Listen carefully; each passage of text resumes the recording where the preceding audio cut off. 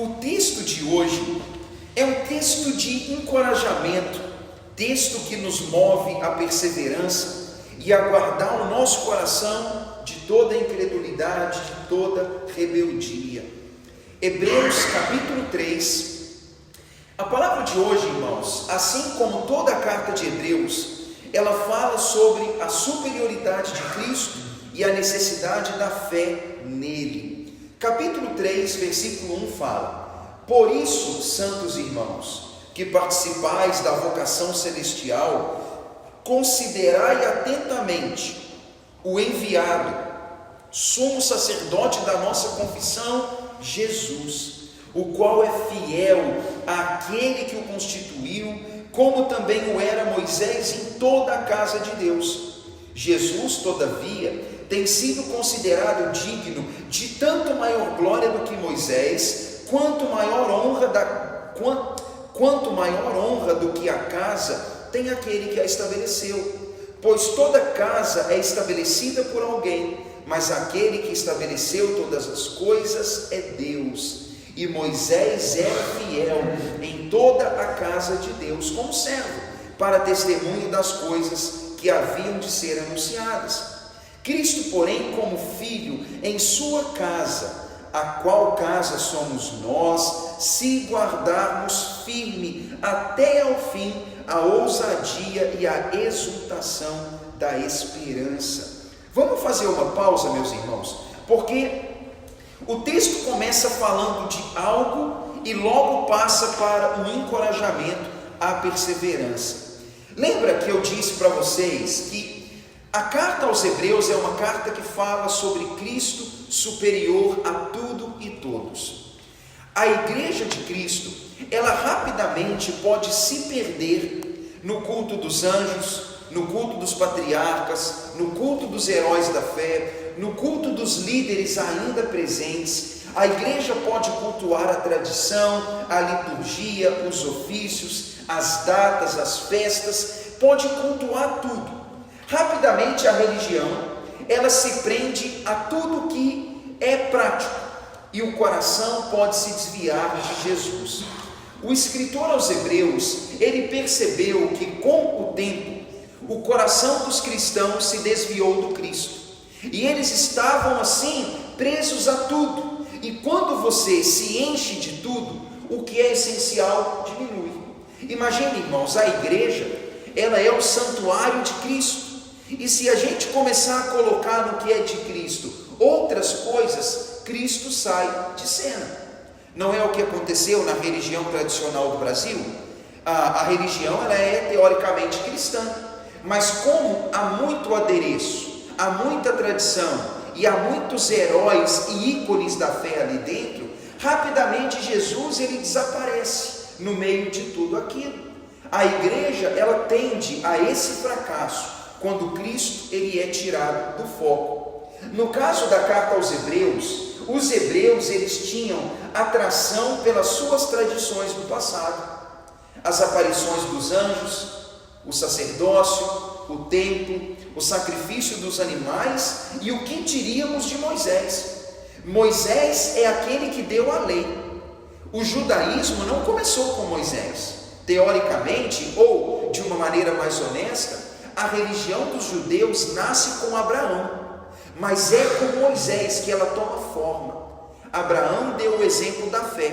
Ele mostrou como que o homem pode chegar até Deus, o único Deus verdadeiro, e como que pode ter fé nesse Deus. Com Abraão tem a instituição da circuncisão, e Abraão então tem esse tipo de ligação com Deus. Mas quando vem Moisés, muitos anos depois de Abraão, 400 anos depois, com Moisés vem a lei, vem o culto, o sacrifício, as festas e toda a tradição religiosa. Moisés, irmão, se torna assim uma figura indispensável na religião dos judeus. Mas aí qual é o problema? Os anos passaram, se passaram mais de 1000 anos, Jesus Cristo veio, e Jesus, ele vem, e ele então cativa o nosso coração, e Jesus nos aproxima de Deus. Mas o religioso, quando se converte, a tendência é que ele quer manter as suas tradições. E aí, tudo bem, eu ouvi de Cristo. Em um primeiro momento, Cristo é tudo para mim. Mas os anos passam e eu sinto falta de algo mais, Aí começa a vir de novo os hábitos, as tradições, a devoção àqueles do passado. O coração dos judeus que se converteram a Jesus Cristo começou de novo a se apegar às suas antigas tradições. Começou a voltar à antiga religião. E então, com isso, Jesus foi ficando de lado. Jesus Cristo, ele é descrito aqui como superior a tudo.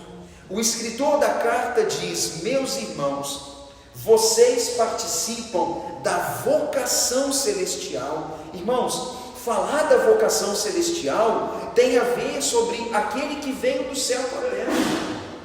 Como que nós saberíamos o que é celestial se alguém do céu não tivesse descido à terra? Nós só participamos do que é celestial porque aquele que é do céu desceu para a terra. E esse é Jesus Cristo. Ele disse: eu estive com o Pai, na glória do Pai, eu estava na companhia dele, eu ouvi o que ele falava e eu vim aqui e trouxe dele. Jesus trouxe o céu para a terra, o reino do céu para a terra. Jesus trouxe o conhecimento do céu para a terra, e ele nos chama a uma vocação, que não é a vocação de Abraão necessariamente, ou de Moisés, ou de Paulo, mas é a vocação daquele que esteve sempre na glória do céu. Então, Jesus, irmãos, ele nos chama a uma vocação superior a todas. Então o escritor diz: vocês participam da vocação celestial, foram chamados em Cristo, conhecem a Cristo, têm a esperança do céu, considerem nele Jesus, enviado, aquele que faz a mediação entre nós e Deus, ele Jesus, em quem nós confessamos a fé. Esse Jesus, ele é superior a Moisés. O escritor, ele usa uma ideia de casa e o edificador da casa, para dizer assim: imagine que uma casa ou uma família, não pense necessariamente só na construção, mas pense na construção física e naqueles que habitam aquela construção.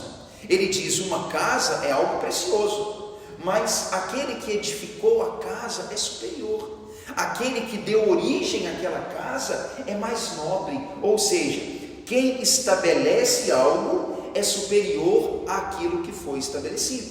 Bem, pelo menos sempre foi assim, hoje não é mais, né? No nosso mundo a coisa sempre é superior ao fabricante da coisa, mas na ótica daquele tempo é o edificador, o pai da família, aquele que estabeleceu, tem maior dignidade do que a coisa em si. Por isso eles celebravam os seus patriarcas, e por isso eles celebravam aqueles que levavam o nome da família. Ele vai dizer assim: Jesus é quem estabeleceu a casa. Moisés, ele foi fiel na casa, ele serviu na casa, ele era um participante do povo, da família. Mas Jesus é superior a ele de todos os modos. O versículo 3 disse: Jesus é considerado digno de tanto maior glória que Moisés. Do mesmo jeito que mais glória tem aquele que estabeleceu a casa do que a casa em si. Não é que Moisés é a casa, a ideia não é essa, mas ele só está usando uma palavra. O patriarca, o fundador, o estabelecedor de alguma coisa é superior àquilo que ele fez. Jesus é assim também, tão superior a Moisés. O judeu que ouve essa palavra, irmãos, vai pensar assim: mas você está falando de Moisés, rapaz. Bate na boca para falar do Moisés. Moisés é Moisés. Ele fala: tudo bem, nada contra Moisés, mas tudo a ver com Jesus. Ele vai dizer: Moisés é digno, assim como uma casa é digna, assim como uma família, como uma geração é digna. Mas Jesus é superior. Jesus é superior a Moisés. O escritor vai dizer: toda casa é estabelecida por alguém, mas Deus estabeleceu todas as coisas. E Jesus, irmãos, ele tem a natureza de Deus. Moisés era fiel na casa de Deus. Moisés foi fiel em seu ministério na nação israelita. Moisés foi fiel como legislador, como profeta, como libertador. Moisés foi dedicado na casa de Deus. Mas Jesus é o dono da casa. Ele é filho de Deus. Ele é superior a tudo isso. Quando o escritor fala essa palavra, ele diz: Moisés era fiel como servo. Jesus é fiel como dono. Ele é superior a Moisés em todas as coisas. Moisés, irmãos, ele foi um instrumento de Deus no bem da nação israelita, no estabelecimento do culto, na transmissão da lei. Moisés é um grande homem de Deus com toda certeza, mas Jesus é filho de Deus. Jesus é superior. O escritor escreveu essa palavra porque o coração dos cristãos estava sendo desviado de Jesus para Moisés. Olha que problema. Moisés, irmãos, merece nossa admiração, concorda?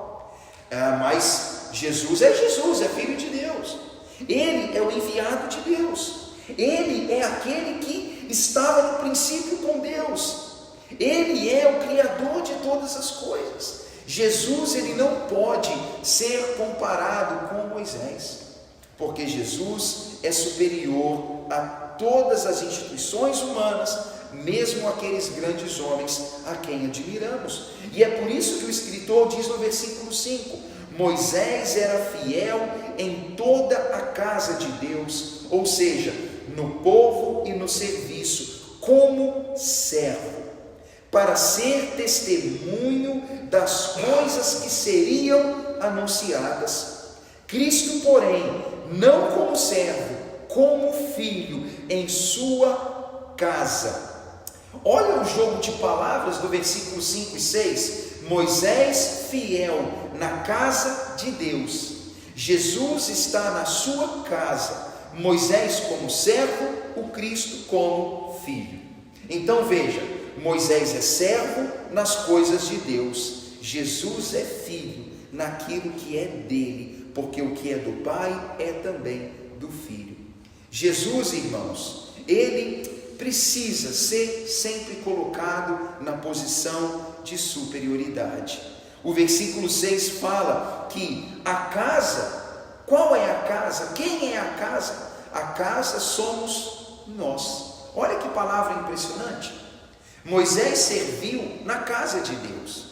A casa de Deus, irmãos, a gente sempre pensa muito no templo, né? A nossa ideia sempre é pensar na construção física. Mas a casa de Deus tem a ver com o povo, aquele que habita o lugar. Sem gente, uma casa logo deixa de ser uma casa, vira um lugar abandonado, morada de morcego, de bicho, de fera selvagem. Mas não, a casa tem a ver com as pessoas. Moisés serviu no meio do povo de Deus, não é? Mas nós somos o povo de Deus. O versículo 6 fala: Cristo, porém, como filho, ele também é fiel ao Pai em sua casa. E o versículo 6 fala: a casa a que me refiro somos nós. Se, aí tem o se. É legal isso. Olha uma partícula condicional, irmãos. Veja o versículo 6. Cristo, porém, como filho em sua casa, a qual casa somos nós, se guardarmos firme até ao último instante a ousadia e a exultação da esperança. É interessante que a casa de Cristo, a casa na qual ele governa e reina, essa casa na qual ele tem ministrado, gerado esperança e salvação, essa casa é o povo, mas é o povo que guarda a esperança cristã. Meus irmãos, o escritor, ele já coloca uma palavra de despertamento. Ele vai dizer assim: você é a casa onde Cristo habita, se guardar a fé, se guardar a sua confissão. Ele começou falando no versículo 1, Jesus é o sumo sacerdote da nossa confissão. Eu confessei Cristo, então se eu confesso, nele está a minha fé, nele está a minha esperança. Logo então, como eu confessei fé em Cristo, eu sou dele. Mas se em algum momento eu abandonar a confissão, a fé e a esperança, eu deixo de ser dele.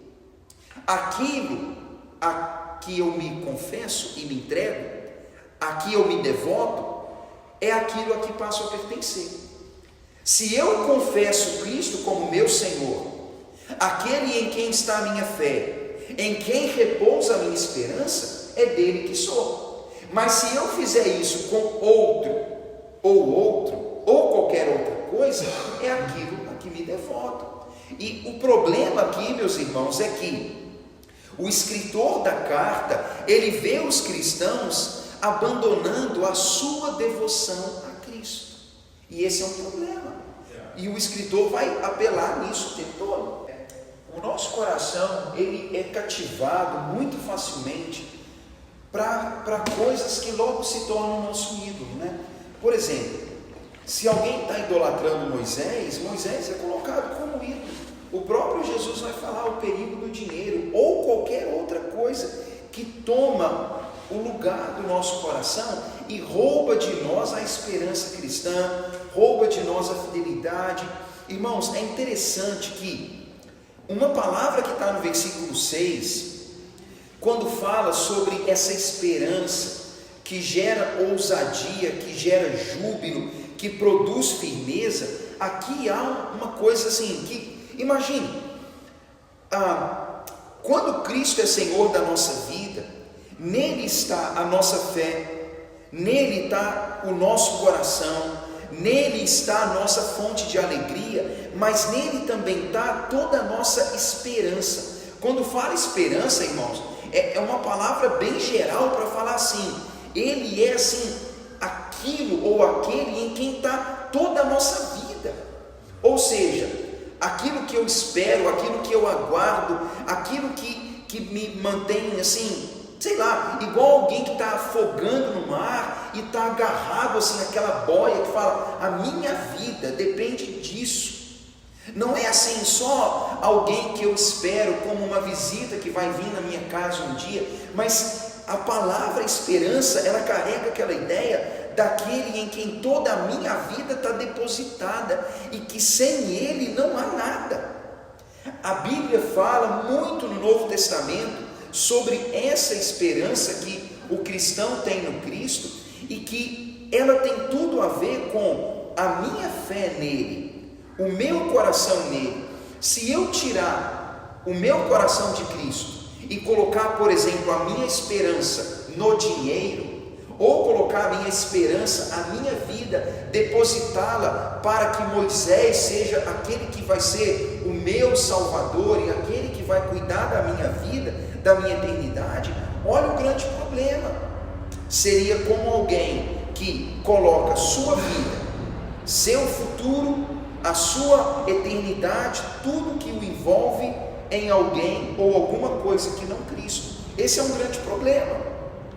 A palavra do Senhor, ela vai dizer para nós que Cristo, ele é o dono da casa, ele é o dono da igreja, ele é o Senhor do povo de Deus, ele é o meu Senhor. Se eu guardar firme até ao fim a ousadia e a exultação da esperança. E é daí que do versículo 7 em diante, Marcelo, a palavra ela apela a uma perseverança. Pode ser onde o irmão fracassou, ou que não esteja fracassado, mas que esteja caminhando para fracassar. O versículo 7 diz: assim pois, como diz o Espírito Santo, do versículo 7 em diante, irmãos, vai vir aqui uma citação, tanto do Salmo 95, quanto o episódio dos espias, em Números 14, vem algumas citações.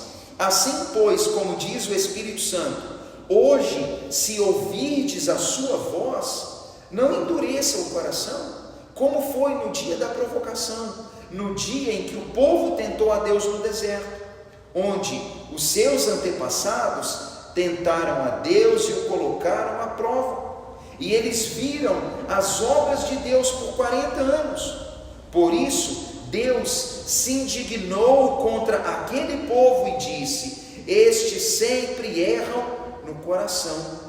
Eles também não conheceram os caminhos de Deus. Deus está falando: assim, na minha ira, eu jurei, não entrarão no meu descanso. Esse descanso está falando sobre a entrada em Canaã. Muitos morreram pelo deserto, todos os que tinham 20 anos ou mais, exceto Josué e Caleb, todos morreram no deserto. Mas esses que morreram no deserto perderam a salvação também? Tia Elza, isso é impossível de responder, sabe? Eu diria, porque o Antigo Testamento não dá essa... Interessante que nunca houve uma conexão do fracasso terreno. É lá na terra mesmo. Isso, naquele tempo fala do fracasso no descanso terreno, né? Então, eu acho que nunca houve essa associação de ter falhado assim, em entrar em Canaã e ter falhado em estar com Deus. Muito pelo contrário, pode ser que muitos, naquela disciplina do fracasso de não entrar em Canaã, aprenderam com aquela lição a ter fidelidade e um coração fiel a Deus, né? Então é possível que a não entrada em Canaã, o ficar vagando 40 anos no deserto, porque, irmãos, se lembrem, a caminhada para Canaã era curta, mas ela se torna de 40 anos para que todos os que tinham 20 anos de idade ou mais morressem no deserto e não entrassem na terra. No passado foi essa aula que eu tenho para as crianças. Esse tema é uma aula tão legal, né? Porque, irmãos, é uma lição assim muito severa. Então Deus, ele deu essa disciplina, e a grande questão aqui é: por que eles não entraram no descanso de Canaã? Porque não foram fiéis, foram rebeldes, incrédulos. O judeu não entrou na terra por causa da incredulidade, e é por isso que Deus fala: eles me provaram, o coração deles foi rebelde. Irmãos, é impressionante como que até aquele momento já havia um rastro de murmuração e rebeldia, e é por isso que Deus disse: eles não vão entrar no descanso. Os menores de 20 entraram, Josué e Caleb entraram, ninguém mais entrou, nem Moisés, nem Arão, nem Miriam, nem nenhum deles. Esses aí eram velhos já e ainda lutaram. Exato, viveram uma vida longa e eles entraram na terra e ainda tomaram posse ali, vencendo os habitantes poderosos do lugar. O versículo 12, irmãos, faz uma transição. Veja, ele usa um exemplo do passado para falar sobre uma geração incrédula, rebelde, que não foi fiel, que tirou o coração de Deus, para dizer o seguinte: tenham cuidado, irmãos, tenham cuidado, para que jamais aconteça haver em qualquer de vós um coração perverso de incredulidade que vos afaste do Deus vivo. Olha essa palavra, irmãos. A gente tem que cuidar também para que o nosso coração não seja afastado de Deus. A incredulidade afasta o homem de Deus. Pelo contrário, versículo 13: exortai-vos uns aos outros todos os dias, durante o tempo que se chama hoje, ou seja, todo o tempo, agora, nesse tempo de oportunidade, exortam uns aos outros, para que ninguém seja endurecido pelo engano do pecado. A gente sabe assim que muitas vezes o povo de Deus, ele aprendeu a lição por meio das suas dificuldades, né? A gente olha, por exemplo, a peregrinação dos israelitas, e a gente observa que eles aprenderam a fidelidade a Deus no meio das dificuldades, naquele ciclo de punição, de arrependimento, e Deus estava muitas vezes se revelando de maneira benéfica e bondosa, mas eles não conseguiam ter um coração sensível. experimentando o bem, mas no meio das disciplinas, quando vinha uma dificuldade, uma epidemia, ou quando vinha a invasão de um exército inimigo, no meio do sofrimento eles se humilhavam perante Deus. A caminhada foi um tempo para prová-los, para poder de fato tratar o coração deles. Outras passagens bíblicas vão dizer isso, que Deus usou o deserto como um período de lição, de aprendizado. E de fato, irmãos, imagine, essa carta que nós estamos lendo aos Hebreus é uma carta escrita para um povo que tem no seu passado essa história.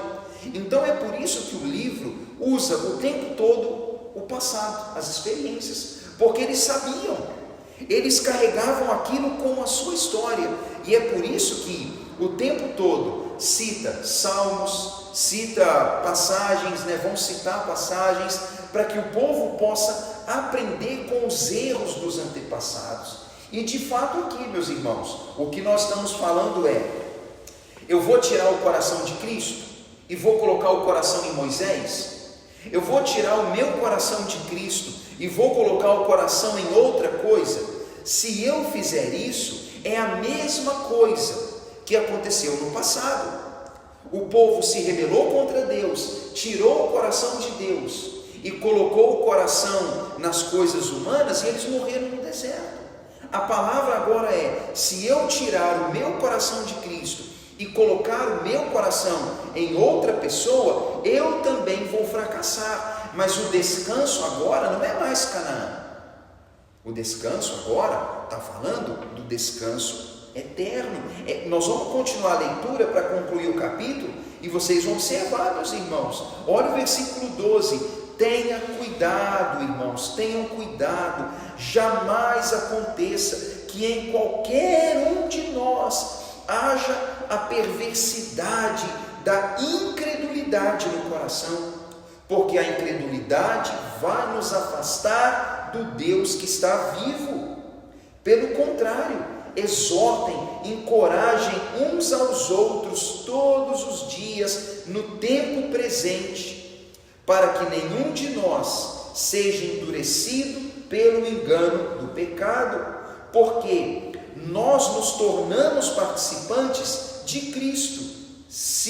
Veja, irmãos, nós nos tornamos participantes de Cristo, se de fato guardarmos firme até o fim a confiança que no princípio tivemos. Ou seja, todas as coisas, irmãos, têm a ver com perseverança. Somos casa de Deus se guardarmos. Somos participantes de Cristo se guardarmos. Tem um se não guardar não é casa, se não guardar não é participante. Tem que guardar a confissão, a esperança que desde o princípio tivemos. Então no versículo 15, enquanto se diz, hoje, se ouvirdes a sua voz, não endureça o coração, como foi na provocação do deserto, irmãos. Está falando sobre o episódio da água em Refidim, está falando de Meribá, está falando daqueles episódios de murmuração por água. Fala no versículo 16, ora, quais são aqueles que tendo ouvido se rebelaram? Não foram de fato os que saíram do Egito por intermédio de Moisés? E contra quem se indignou Deus por 40 anos? Não foi contra os que pecaram, cujos cadáveres caíram no deserto? E contra quem Deus jurou que não entrariam no seu descanso, senão contra os que foram desobedientes? Vemos, pois, que não entraram no descanso por causa da incredulidade. Meus irmãos, o escritor está querendo dizer, um povo começou uma jornada e não chegou ao fim por causa da incredulidade. Vocês começaram uma jornada e não vão chegar ao fim se também tiverem incredulidade. Começaram, irmãos, olha que coisa, saíram do Egito gloriosamente, cheios de riqueza, ouro, prata, atravessaram um mar, seja um mar profundo ou raso, não importa. O egípcio não atravessou aquele mar, O judeu atravessou, o egípcio morreu afogado. Eles saíram assim gloriosamente, Miriam canta um cântico, Moisés canta um cântico, falando sobre como foi glorioso tudo aquilo, mas eles não chegaram ao final, por causa da incredulidade. Nós também, irmãos, começamos uma caminhada com Cristo, resgatados da incredulidade, das trevas, experimentamos o que é sair da morte para a vida. Começamos isso, mas o chegar no fim, no descanso, tem a ver com perseverança, com fidelidade. Repito o que está no versículo 6 e 14: somos a casa de Deus, se guardarmos a esperança. No versículo 14: somos participantes de Cristo, se guardarmos a confiança. Tem que guardar. Quem não guarda, fica pelo caminho. Aí, Tiago, essa também é aquela questão que tem pessoas que acreditam que Deus é só amor, né? Deus é amor, só amor. Deus é justo. Sim. A palavra dele não volta para trás. Se ele diz que nós vamos herdar o céu, se estivermos firmes com ele, nós vamos herdar. Mas se ele fala que não vai, então, exato. Essa palavra dele não volta para trás. Ô Nilson, e essa sua palavra, muita gente vai falar assim: mas isso parece radical. Bem, não é radical, porque Deus falou para o israelita não entrou mesmo, né? Por exemplo, Moisés mesmo fala: Deus, deixa eu entrar, e Deus fala: não vai, né? Não adianta. Ou seja, Deus quer fidelidade, Deus quer fé, né, irmãos? O povo fez muita raiva de Moisés, né? Foi difícil deles suportar aquilo. Eu confesso para vocês, irmãos, esses últimos meses eu tenho trabalhado num material, né, que qualquer momento vai sair aí, e umas partes desse material fala sobre isso, né? Eu estava escrevendo, né, algo que tem a ver sobre a fragilidade da nossa satisfação. A nossa satisfação é muito frágil. Igual, sei lá, um menino que está brincando com um balão e o balão estoura, e a vida dele, que era a vida mais feliz do mundo, agora ele é o menino mais infeliz, né? Meu balão estourou, a gente é assim, está super satisfeito, logo está insatisfeito. E em uma das partes desse material, eu estava falando sobre isso, aprendendo com a experiência israelita.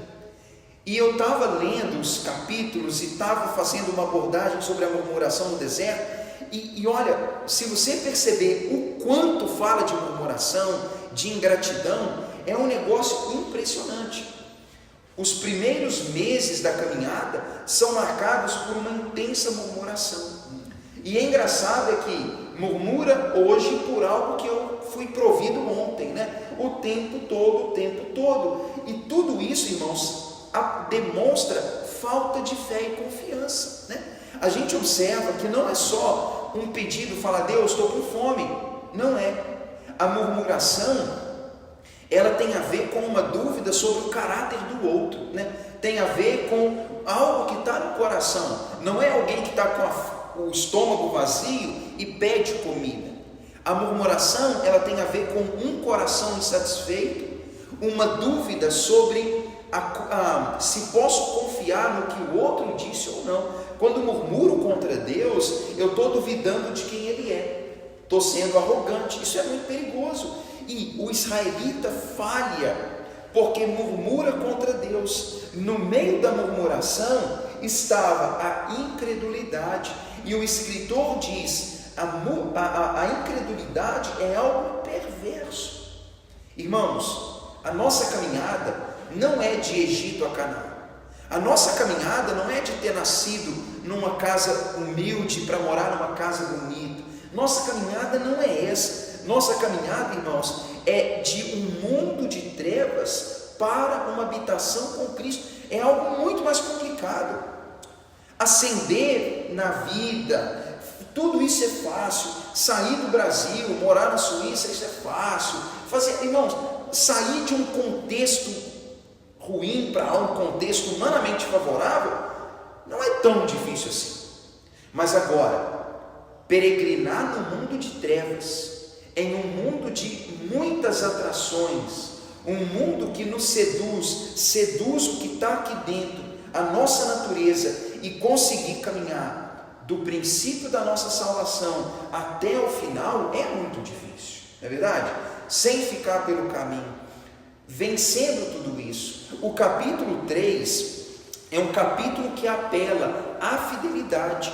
O capítulo 3 terminou dizendo: eles não entraram no descanso porque foram incrédulos. O capítulo 4, irmãos, já começa falando a mesma coisa. O versículo 1 fala: temamos, portanto. Olha que palavra boa, irmãos. Começa falando assim, o portanto é uma ideia conclusiva. Está falando assim, já que no capítulo 3 falou sobre o fracasso dos israelitas, essa palavra para mim, ela vem como advertência. Eu falo, eu quero temer também. O resumo para mim é, eu quero ter no meu coração temor. Temor de quê? De que, sendo deixada para mim também a promessa de entrar no descanso de Deus, aconteça de eu também falhar. Olha que coisa, irmãos. Foi deixada para nós uma promessa. E não foi uma promessa pela boca de Moisés. Foi uma promessa da boca do Cristo.